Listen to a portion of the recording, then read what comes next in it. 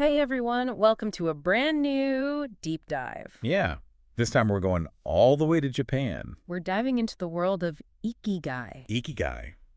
Have you heard of it? I feel like it's one of those words that's It's been... everywhere, right? Yeah, it's everywhere, but do we really know what it means? Yeah, that's what we're going to find out today. We're using this book Ikigai.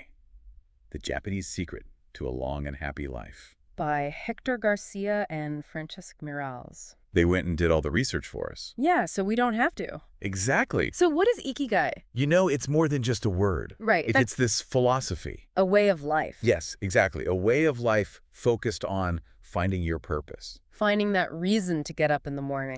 Exactly. Like, why are we here? What are we doing? Yeah, what's it all about? I like how they call it the Japanese secret. Right. Like they've figured it out. Like they know something we don't. And what's really interesting is how they focus on Okinawa. Okinawa, that's where those centenarians live, right? Yeah, exactly. Tons of centenarians. They've got something special going on. So what did they learn from these Okinawans? Well, it all comes down to this idea of four intersecting elements. 4 elements. Okay, I'm intrigued. Think of it like this. What you're passionate about, Okay, passion, got it. what you're good at, your talents, your skills, Makes sense. what the world needs. Okay, so like contributing something, Yeah, making a difference. right? And finally, what you can be paid for. Ah, so it's not just some idealistic dream. No, it's got to be sustainable. Practical, Yeah, you got to be able to live. right? Pay the bills. Exactly. So finding your Ikigai is about finding that sweet spot. Where all those things come together. Yeah, where your passions and talents align with what the world needs. And what you can actually make a living from. That's it. Sounds pretty amazing, but also kind of complicated. Well, it doesn't have to be. Okay, good. The book breaks it down in a way that's super relatable and practical. Okay, let's dive into some of those practical tips. Let's do it. But first, What? we need to hear more about those Okinawans. Oh, yeah. They've got some serious wisdom to share. Like what? For example, they practice something called hara-hachi-bu. Hara-hachi-bu. What's that? It means eating until you're 80% full. 80%. That's it. Yeah. They believe that overeating leads to all sorts of problems. Okay, I can see that. But it's more than just a diet tip. Okay, I was going to say. It's his deeper philosophy of moderation and contentment. So it's like being satisfied with what you have? Yeah, appreciating enough. Instead of always wanting more. Exactly. And that ties into Ikigai in a big way. How so? Because when you're content, you're less likely to chase after things. That don't truly matter. Exactly. You can focus on what really brings you joy. Okay, that's starting to make sense. And that's just the tip of the iceberg. There's more? Oh, yeah. We haven't even talked about their approach to work. Okay, spill the tea. They don't really have a word for retirement. What? So they just work forever? Not exactly. It's more like they see life as a continuous journey of purpose. So they don't just stop working at a certain age? Right. They might shift their focus, take on new roles within their community. Or dedicate more time to hobbies they love. Exactly. The key is that they remain active and engaged. In activities that bring them joy and purpose. Bingo. That's so different from our Western view of retirement. It is.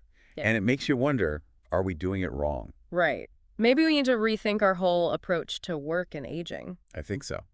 And there's another fascinating aspect of Okinawan culture. What's that? Their social connections.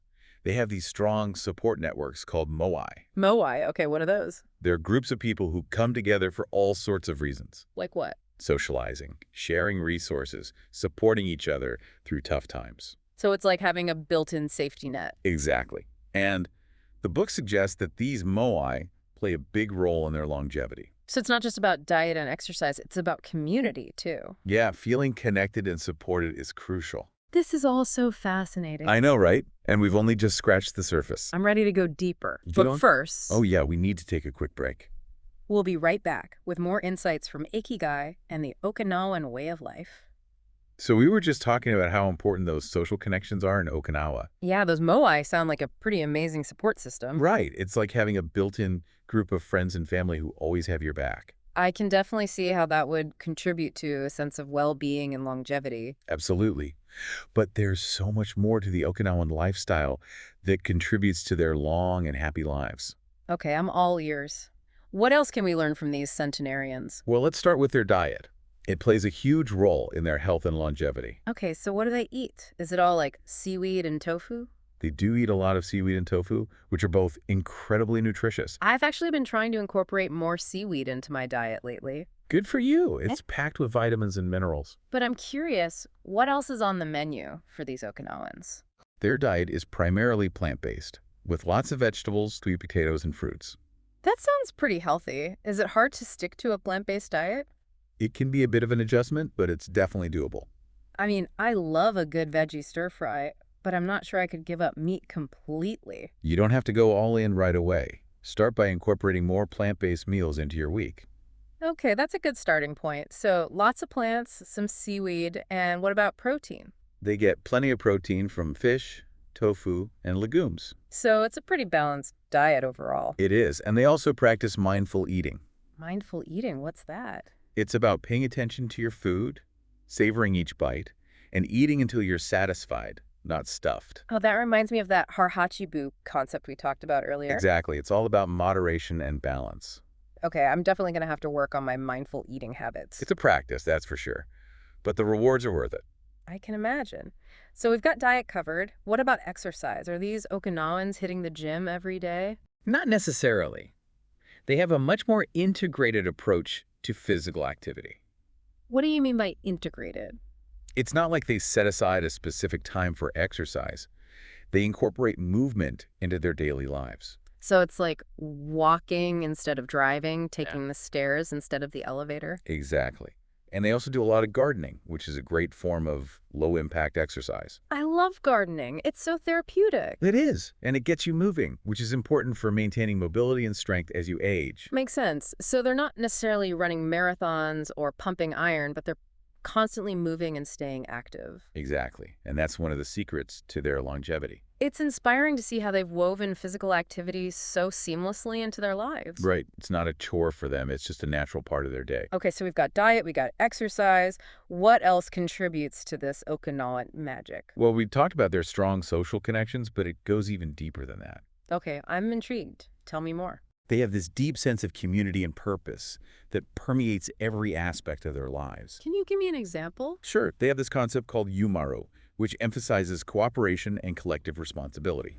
Yumaru. It sounds like a beautiful concept. It is. It's about helping each other out, working together for the common good, and knowing that you're not alone. That sounds so different from our individualistic culture. It is, but it's something we can learn from. I think we could all use a little more Yuimaru in our lives. I agree. And it's not just about practical support. They also prioritize emotional well-being. Okay, so how do they do that? They have a strong spiritual connection to nature, and they practice mindfulness through activities like meditation.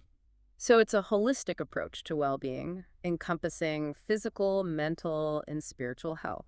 Exactly. And that's something we can all strive for, even if we don't live in Okinawa. It's inspiring to see how they've created this culture of longevity and well-being. It really is. But how do we translate these Okinawan insights into our own lives? That's the million-dollar question, isn't it? It is. But remember, it's not about replicating their lifestyle exactly. Right, we can't all just move to Okinawa and start eating seaweed all day. Exactly. It's about extracting the key principles and finding ways to incorporate them into our own unique circumstances. So it's about adapting the spirit of Ikigai, not necessarily the letter. You got it. Okay, that makes me feel a lot better. So where do we even begin? Well, the book outlines 4 steps for finding your own Ikigai. 4 steps. Okay, I'm ready to take notes. What's step 1? So you were saying you want to take notes on the steps. Oh yeah, I'm ready to figure out my Ikigai. Okay, well, the first step is all about self-reflection. Self-reflection. Okay, that sounds familiar. Yeah, a lot of personal growth stuff starts there. True, but what kind of self-reflection are we talking about here? It's about really understanding yourself, your values, your passions, your strengths. Okay, so it's like taking inventory of who you are. Exactly. What are you good at? What do you enjoy doing? What makes you feel alive? And how do you figure that out? Well, there are a lot of different tools and exercises you can use. Like what? Journaling can be really helpful. Oh yeah, I love journaling. It's a great way to get your thoughts and feelings out on paper. And you can start to see patterns emerge, right? Exactly. You might start to notice themes or recurring interests. That's so cool. Are there any other tools you recommend? Personality tests can be insightful, like the Myers-Briggs or Enneagram. I've taken those before. They're pretty interesting. Yeah, they can give you a framework for understanding your personality type and preferences. Okay, so we've got journaling, personality tests, anything else? Talking to people you trust can be really helpful. Like friends and family? Yeah, or even a therapist or coach. They can offer a different perspective. Exactly. They can help you see things you might not be able to see yourself. Okay, so step one is all about getting to know yourself really well. Yes. The more you understand yourself, the easier it will be to find your Ikigai. Makes sense. So what's step two? Step 2 is exploring your hobbies and interests. Okay, that sounds fun. It is. It's about trying new things, stepping outside your comfort zone.